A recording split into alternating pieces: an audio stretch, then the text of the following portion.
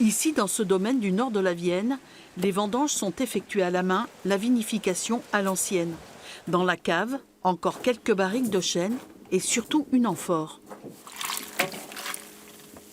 Là, je suis en train de piger le raisin, c'est-à-dire de le remettre en suspension dans son jus pour améliorer l'extraction de la couleur et de la matière phénolique, de façon à avoir un vin structuré et fruité et très coloré.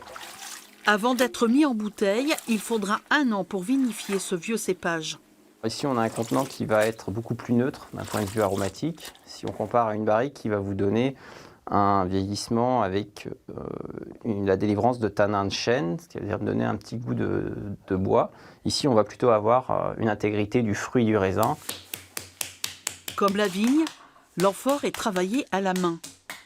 Cette poterie est à 10 km des vignes. C'est ici qu'Isabelle et Laurent Jamet conçoivent des amphores avec des matériaux bien spécifiques, une terre de Normandie. Elle est très malléable, elle est relativement élastique, elle a un grain qui est maîtrisé, donc du coup on va pouvoir faire quelque chose d'assez homogène. La difficulté, c'est d'avoir une amphore qui est suffisamment poreuse pour oxygéner le vin pour qu'il fasse son travail, mais suffisamment étanche pour ne pas que la part des anges soit trop importante.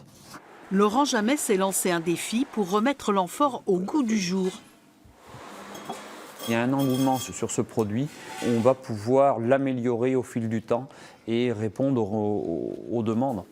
Sans compter le temps de cuisson et de séchage, 8 heures sont nécessaires pour la réalisation de cette amphore avant qu'elle puisse prendre place dans la cave d'un vigneron. Voilà, on est sur un beau millésime. Et on espère que ça va nous procurer un vin de qualité. Et j'en doute pas. Il n'y a pas de raison. Vu l'amphore, ça devrait faire. si les tests sont concluants, on va bien sûr rechercher davantage ce travail de vinification en amphore pour quitter les matériaux classiques que l'on avait, comme la barrique en chêne. Entre l'idée et la réalisation, il aura fallu de nombreux essais et un travail en commun entre Emmanuel le vigneron et Laurent le potier. Les 200 premières bouteilles devraient sortir dans 1 an.